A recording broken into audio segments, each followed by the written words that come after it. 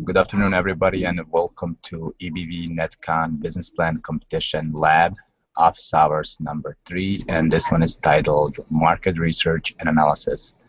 This is one of the important sections of the business plan, especially if you're looking to present your business plan to a banker, investor, or a potential partner, because in this section of the business plan, you really want to truly understand your customers, and you want to show to your investor or reader that you really know them, that you have substantial marketing and growing industry, and that you can also compete against your competitors, that you can sell, even though they're selling and they're there before you. So let me just go very quickly through some of the sections included within this section of the business plan. So how do you want to start writing this section on a market research and analysis? Is first you want to have a section on definition of your relevant market and customer overview. Here you just want to identify which market are you in and who are your customers. Don't go too much about the customers, just provide generic demographics on them.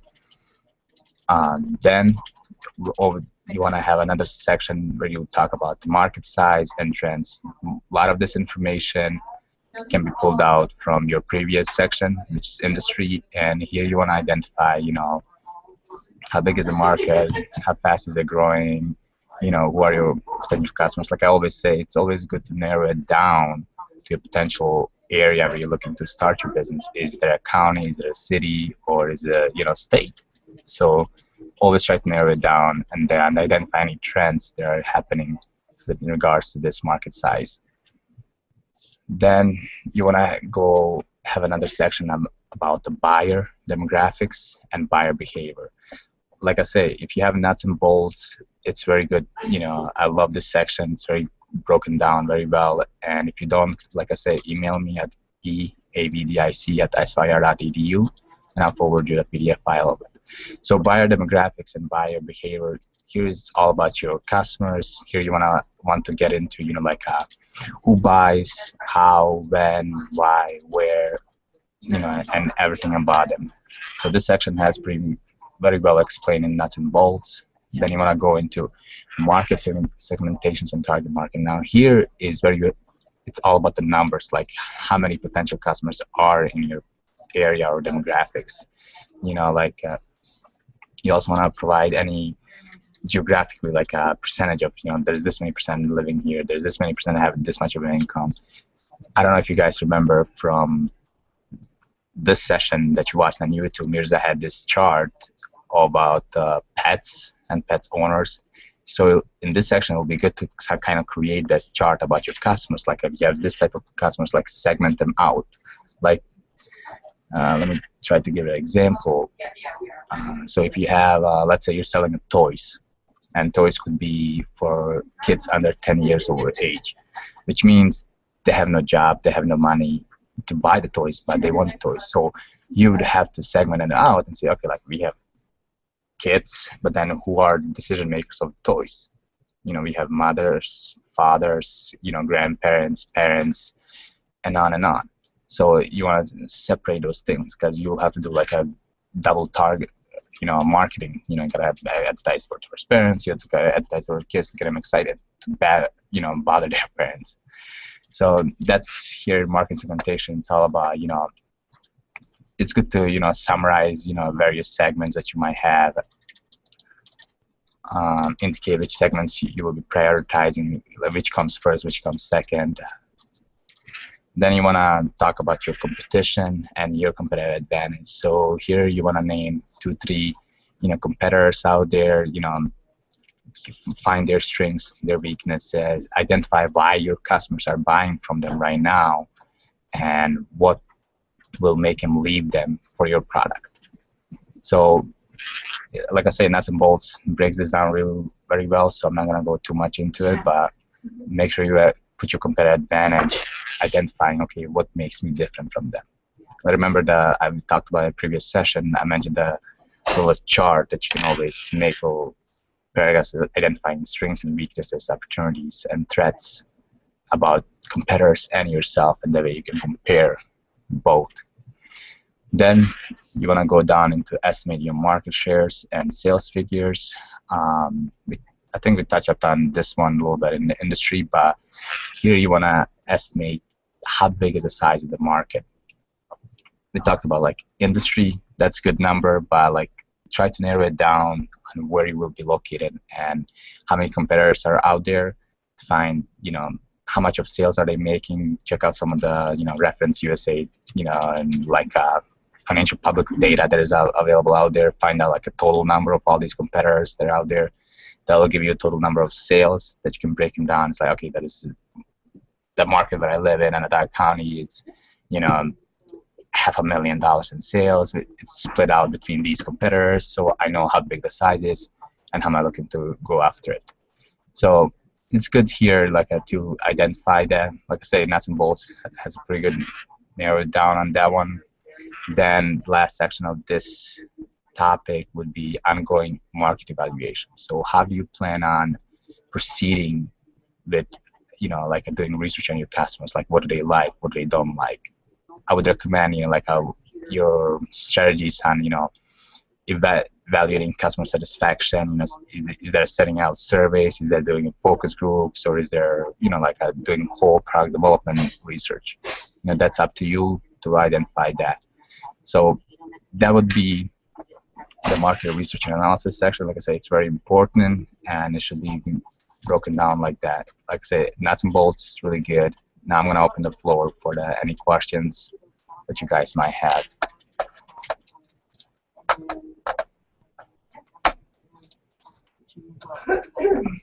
Can everybody hear me? Yeah, I can hear you, Elvis. We're just waiting to see if there's any questions. Got one from Dwayne. Okay. So I'm not seeing my questions. Let me. Oh yeah. Okay, I see. I got it. Dwayne asked, "Is there a way to find out about private companies?" The way what you can do is I would recommend checking out their websites and going into that database like that. Another way is you can take a chance and go to your county clerk's office and see if they will allow you to access their financial data information. If not, then you just want to project on, like if you do a like pie chart on your target market size, and you can just do others or just put private companies, and that's what's left out of a total. So it's hard to, you can just call them up and see what you can, get from them based on that. See if they will share their information. Nothing at least. I hope that helps. If not, just leave it as a question mark. Or estimate or guess it.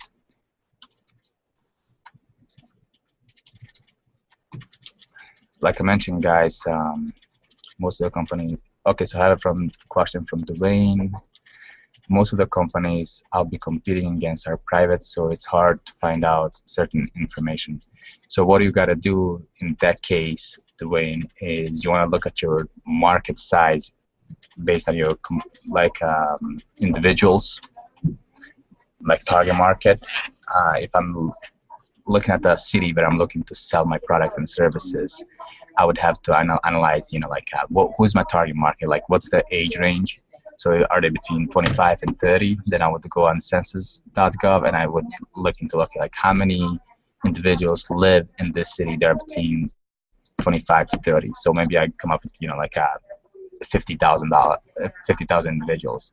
Then what would you like to do? It's like if you break down your customers and behaviors and things like that, then you say, okay, like what's level of income that they need to have to be able to buy from me, then you can break it down even further. And then how much disposable income do they spend on video games on average? And then take the number amount and, you take 80% from that and say, okay, this is how big the market is. I hope that explains that, and I went through very quickly through it. Okay, Fritz, my service involves providing training to primary military organizations. I have structured this portion of my plan to focus on the methods to access this market and the limited competition for this niche market. Does this mean this seemed to be a good approach? Okay. So you're in a military organization. and portion of your plan to focus on the methods of exiting this market and the competition for this niche market. I just want to let you know, Fritz, you won't be the only one in the markets. Just remember that. If you are, that's good. But if you're not, look at your competition. And like you always want to know, like, what's your niche? If you're looking to be in this market, like, what's going to make you better from anyone else that is providing this type of service or this same of a service? You know, is your experience, is your quality of the service, is let me just double read your question, make sure I understand it. What are you asking? Okay, my service is not providing training. Okay.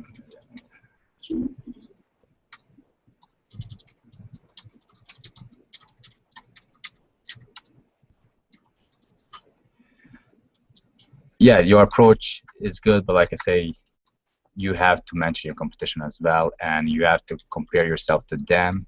You know, like who's doing it right now, how are they doing it, what's their strengths, you know, like, and how do you plan on, you know, asking the government or military to say, like, okay, my thing is better, don't go with them. Like, what's gonna make your primary contractor or like a military organization say, okay, we want to go to you instead of going to them? So you have to find the weakness of your competition, like what do they don't have. That way when you start advertising to your military, you know, educational friends, you say, okay, I have this that no one else has it. I hope that explains a little bit question. Any other questions you guys might have?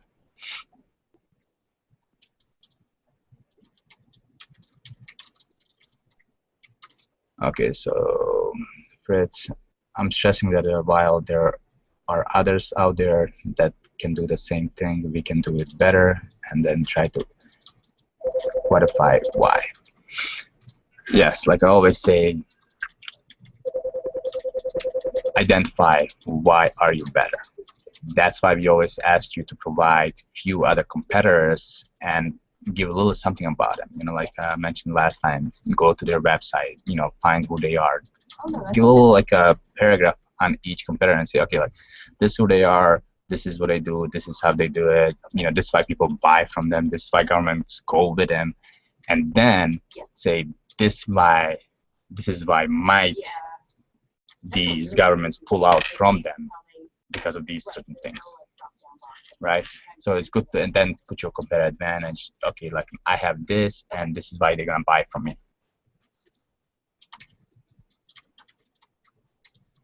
Okay, I have a question from Dwayne. What is the best way to contact businesses you want to work for? Say, like a hospital to build health and learning games, things like that. So before contacting any other company, do research on them and find out how likely would they be involved or would accept your, you know, like do they deal with this type of companies? Do they deal with the individuals that create games, right, for the hospitals? If they do anyway, that means yes, what you want to do is you want to find who is responsible for that, like who is decision maker within the hospital that will say yes to that, like who deals in that, like a purchasing department towards that, like who is the person, and then email him with certain, like you know, set up a meeting, set up an email. Don't go without proposal on their table. So when you do set up a meeting, make sure you have a proposal, like I explained to them, okay, what are you looking to do for them and how you want to do it, and what's the cost. I hope that explains a little bit. Yeah. Okay. Okay.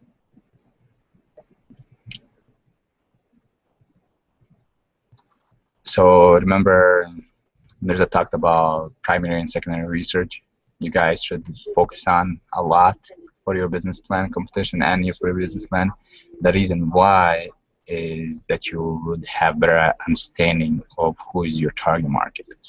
So, for example, looking at is there individuals or businessmen, right? So if there are businessmen that you're targeting, you want to understand like who are they, how do they make decisions, who are they work with the most, how much was their budget on certain things that they have, and things like that. Anyone have any other questions?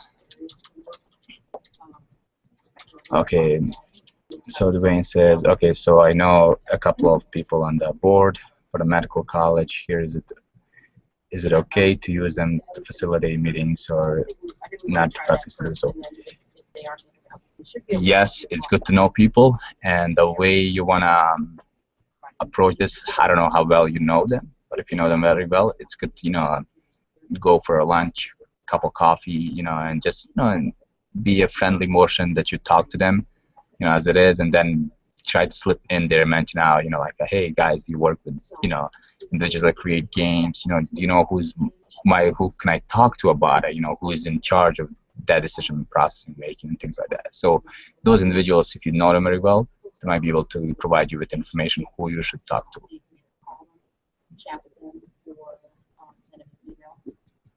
Yeah. So it's a good idea. Like I said, don't be too aggressive on it. Like, it's always good to get into it casually. Like, like, I'm not pressing you on anything. I'm not rushing you. I'm just providing a little information. So that's why I say, lunch or coffee, it's always good to way to go. Or, game of golf if you like golfing.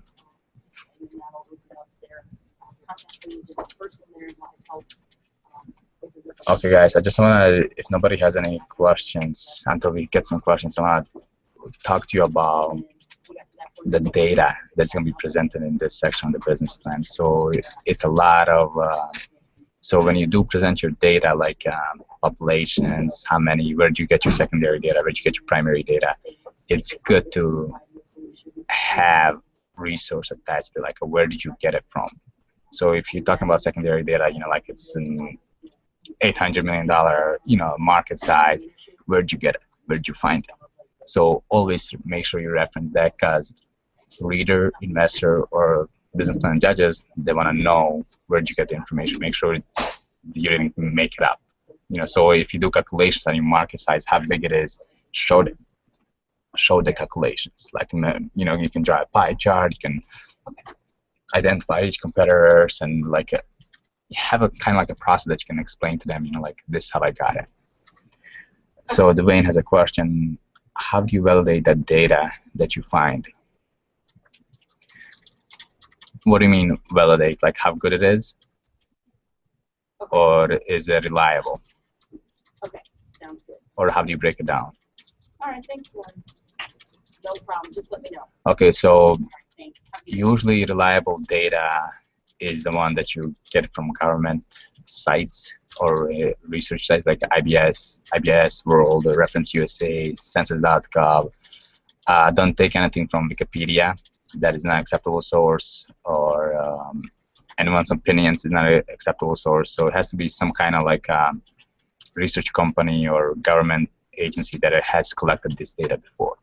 If you cannot find any, it'll be good to do your primary research, which is like surveys, focus groups, and things like that.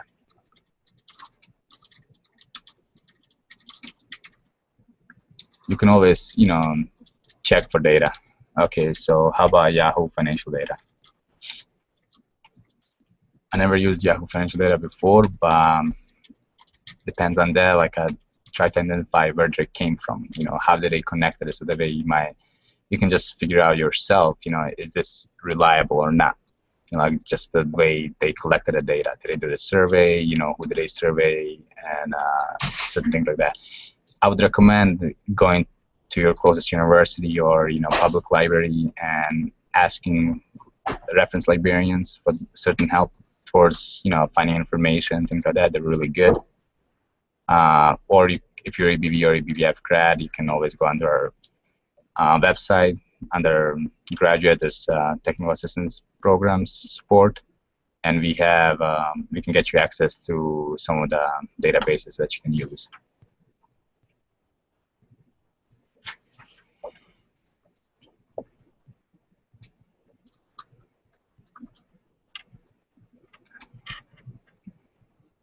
Okay, so that helps Dwayne. Do we have any more questions?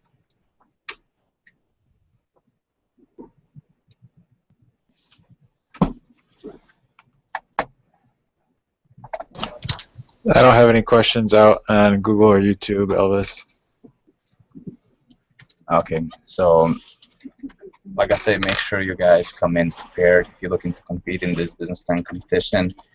Data is very reliable in the markets research section, so get It's fine, because we're okay. make sure you show that. And primary data weighs a lot more than secondary data. So you're having any surveys, any focus groups that you conducted, it's always good to attach the business plan, but summarizing to your market research, like, okay, I surveyed, 500 people in my target market. Many of them are this, majority are males, females, majority, like, they have this much of a level of income, and this is how they buy, this is how they sell, and that would 80% of them would buy the service. So having that type of data in your business plan will give you credibility that you already reached your target market, and that you already put your service or product out there, and that you're most likely showing that to the judges means like, yeah, that's reliable more than any other secondary research that you can find out there. So primary data gives you a lot of credentials when it comes to business plan, and having that would provide you edge over other competitors. Having secondary data, it's always good, and research, putting a research where you get it, but primary data, it's even better. So if you don't know, I would recommend, do some surveys about your products and services. Make sure like people will like it, people will buy it, because that weighs a lot. So that's my emphasis, one that I want to put out there. It's good to show, visualize when writing these business plans. It's good to be visually presentable. So charts, graphs, certain things are always helpful. So that way reader doesn't have to just read. You can just put the data into charts.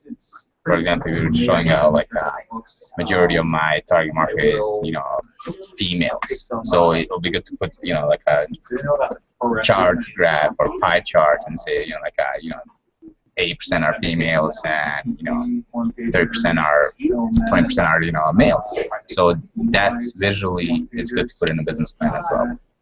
You can write it, but then visually put it in there. It helps out.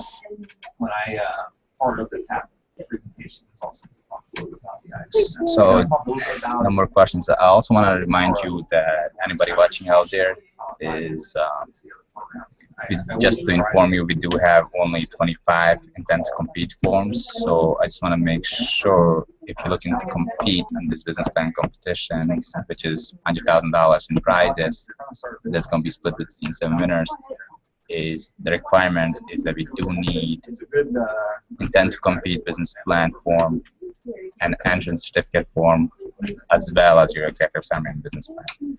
So intent to compete and entrance certificate form, it'll be good to submit it earlier, but the latest is December 7th, 11:59 Eastern Time, PM Eastern Time, the latest.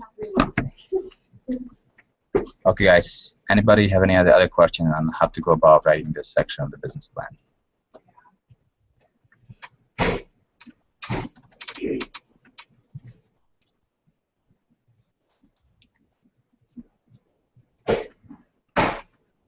We have no questions.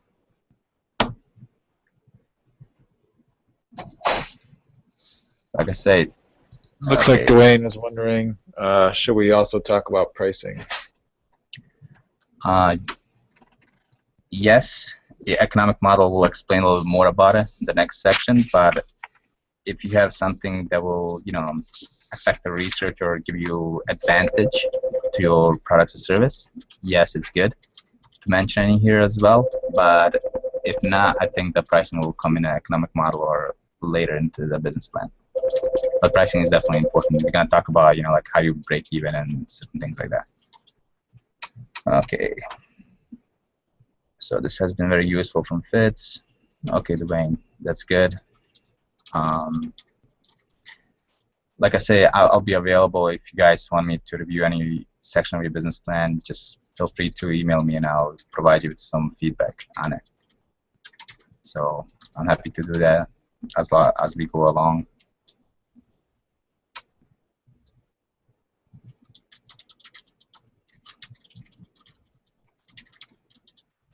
Okay, I just I just scrapped mine and starting over. It's a good approach. I would not recommend, but make sure the data that you collect that you still use that one. If it's the same for the same business, any research that you have done so far, keep it, because right now, even though there's like what 1 month left, you can still do new research all over again if you have to, but it will take you a little bit of time. It's time consuming. That's why I say, like, if it's relevant to what have you done so far, research is good to keep it, because it's hard to get the research. It takes time. You got to go to the library. You got to spend hours reading things and pulling information that you need from these sources. Like surveying people. Asking like certain questions, doing focus groups to get the research done. So it's time consuming. So if you do have a research that is that you have done so far, keep it. See how you can utilize it. But if you want to write a business plan over, it's good. Just go by nuts and bolts and make sure you submit it for the business plan competition. Dwayne says, I just scrapped. Okay, what's changing my idea is startup cost for building a product. So your thing is going to be like an innovative venture, right? Yes. Okay. So you already done your research for your target market, so keep that one. By starting up the cost, that's a whole different thing that we're gonna talk about, the economic model, and make sure like how we're gonna sell the price, what's gonna costing us to make one each, and like how many employees and other like a facility that you're gonna be utilizing. So that's all it's gonna be like towards the end of this business plan that we're gonna be touching up on. So make sure you pay attention to the financial side, the economic model. In the next session, definitely watch it. So because that one is gonna be really into breaking down the pricing and how we're gonna come up about breaking it. So, but it's not a good idea. Do you have a nuts and bolts book?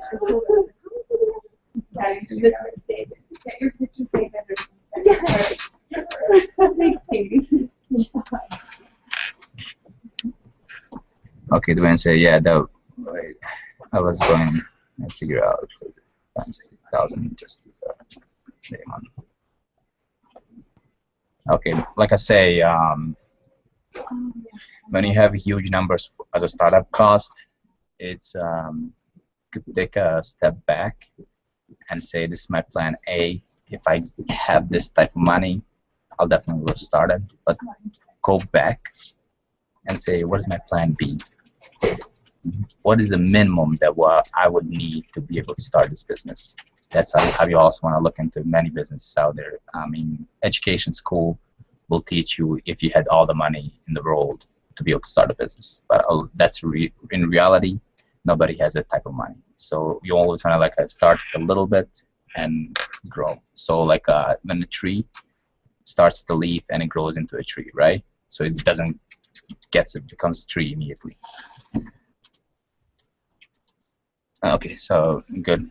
So that's good. So you always want to look, okay, what's minimum for me to get this out there, and then I will start building it on into making it a real actual business that I would like to be.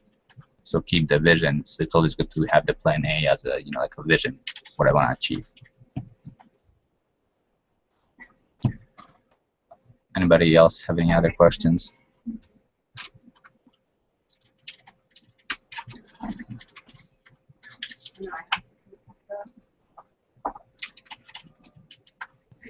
So this is a very important section of the business plan, like I mentioned earlier, and I want anybody out there that's going to be watching it later, just make sure you really know your target market. When you make this section out, make sure you understand your target market. Make sure you understand, what is your substantial growth in this market. Make sure you understand what makes you different from your competition. What will make customers buy from you, even though the competition exists out there. So make sure those three things are emphasized in this section of the business plan. Like I say, if you have any questions, please email me. I will I'm always available to review sections and give you a little feedback as we go.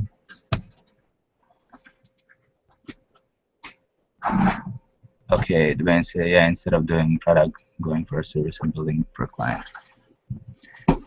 Yes, just always identify. Remember, I mentioned earlier in the sections, in your almost first section of the business plan is make sure you break it down. How's it going to work? Your service, if you have never done it before, like how's it going to work?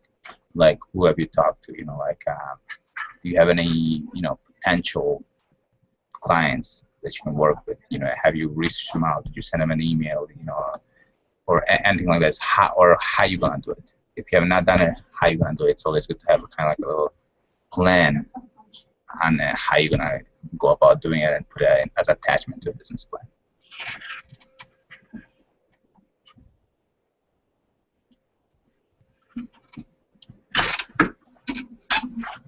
Okay, Jim, I guess if you don't have any questions. Okay, so. Yeah, nothing else out here, Elvis. Okay, so I guess we're good. I just want to let you know that our next session, office hours lab, is on Tuesday, November, what is it? 3rd, 2nd, 3rd? 3rd. Yeah, so our next office hours lab number 4 is going to be on the 3rd, November 3rd, Tuesday. And make sure you tune in. I will be sending you the reminders again. And I'll probably email, attach the other sessions as well. So thank you very much for watching. Like I say, email me if you have any questions at eabdic@spir.edu.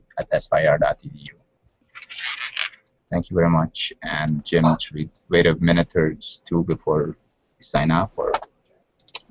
Looks like we're all set, Elvis. Thanks again for your time. Okay, thank you guys, and work hard on your business plans. Keep it up. I'll see you on Tuesday.